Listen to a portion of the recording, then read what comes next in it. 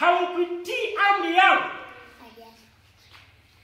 niliyoisimamisha sanamu, kila lugha, kila taifa, kila jamaa wafanye nini? Wapige magoti na kuisujudia ile sanamu. Wao hawakufanya hilo jambo. Hivi mmefanya ni kwa makusudi? Unajua mfalme anauliza swali, anataka jue hao watu kwa nini hawakufanya hiki kitu.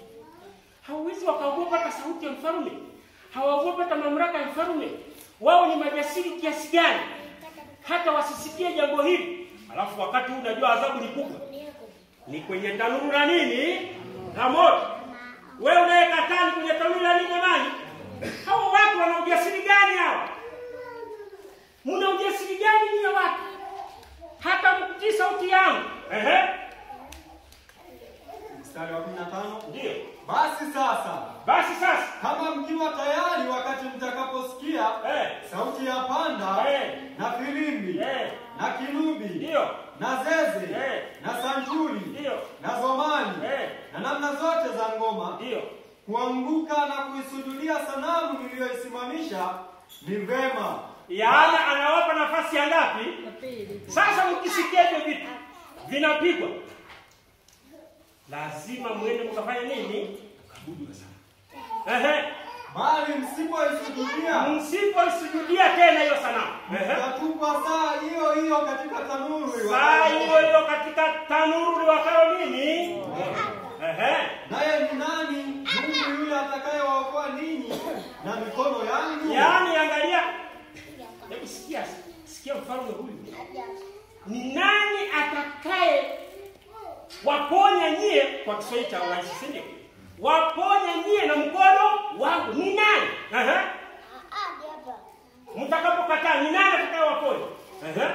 Ndipo Shadraka na Meshaki na Abednego wakajibu wakamwambia mfalme, Nebukadneza, hamna haja ya kukujibu katika neno hili. Yaani wana busara. Hawa vijana walikuwa na busara nzuri sana. Wakasema hakuna haja ya kukujibu katika neno hili. Kama ni hivyo, Mungu wetu tunayemtumikia aweza kutuokoa na tanuru ile iwakayo moto. Aweza kutuokoa na tanuru liwakalo nini? Moto. Bwana sifiwe. Amina. Bwana ni mwema wakati wote. Bwana ni mwema. Bwana yule mwema. Aweza kutuokoa na tanuru la nini? Na moto.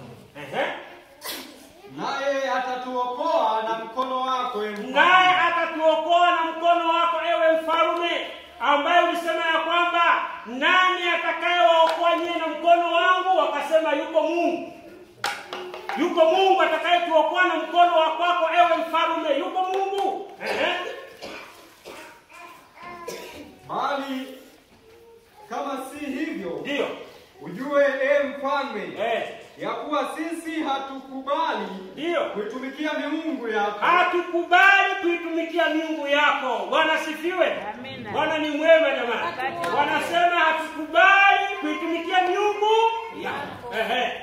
Wala sanamu ya dhahabu uliyoisimamisha. Wala sanamu ya dhahabu uliyofanya nini? Simamisha.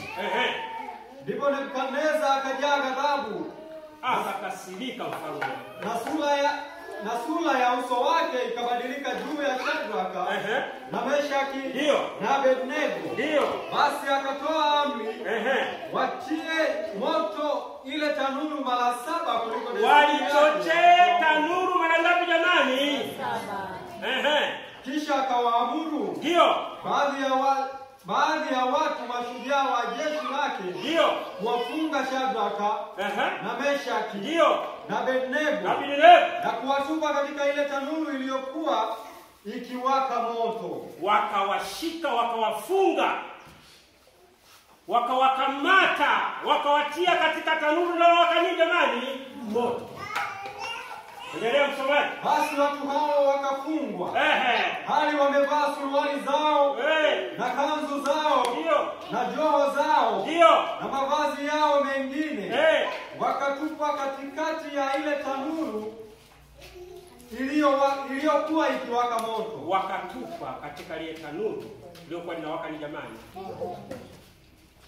jambo hili halikuwa jambo dogo kwa hawa vijana, ilikuwa ni jambo kubwa sana, lakini walikubali kusimama imara, kusimama katika misingi ya Mungu, kwa kumtumikia Mungu katika roho na kweli, kupoteza maisha yao kwa ajili ya Mungu, kwa ajili ya imani walioipata. Wakatupa katika tanuru la nini? Basi kwa sababu ya amri ya mfalme ilikuwa ni kali, na ile tanuru ilikuwa